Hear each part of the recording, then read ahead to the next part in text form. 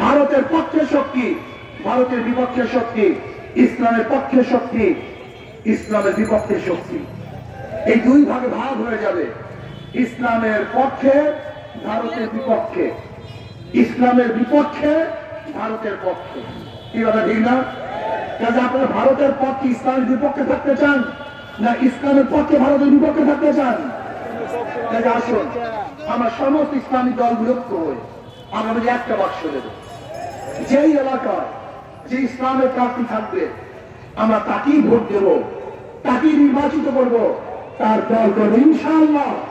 আমি বিশ্বাস করি আগামী দিনে আমরা সমস্ত ইসলামের পার্টিরা একত্রিত হয়ে একটা বাক্স দিতে পারি, তারা আগামী ইসলাম ক্ষমতায় যাবে, অন্য কেউ ক্ষমতায় যাবে না ইনশাআল্লাহ।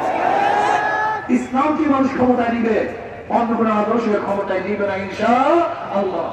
আসুন আমরা সবাই ইসলামের পক্ষে থাকবো, মহাত্মার পক্ষে থাকবো।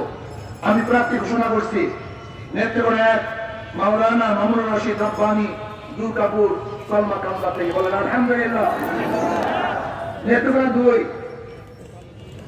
নেত্রকোনা সিংহপুরুষ হযরত মাওলানা আব্দুল কাইয়ুম সাহেব দামাত বারকাতুহু আলিয়া, ইনশাআল্লাহ বিপুল ভোটে বিজয় করতে হবে ইনশাআল্লাহ, বিপুল ভোটে বিজয় করতে হবে। নেত্রকোনা 3 জাকির হোসেন সুলতান কেন্দুয়া আটপাড়া জাকির হোসেন সুলতান, আলহামদুলিল্লাহ। নেত্রকোনা 4 হাফেজ মাওলানা মুখলিসুর রহমান সাহেব, বলেন আলহামদুলিল্লাহ। মদন মোহন দাস। নেত্রকোনা 5 মুফতি নুরুল ইসলাম হাকিমি, মাশাআল্লাহ আলহামদুলিল্লাহ। আপনাদের গৌরব ইনশাআল্লাহ নেত্রকোনা 5 থেকে নির্বাচন করবে।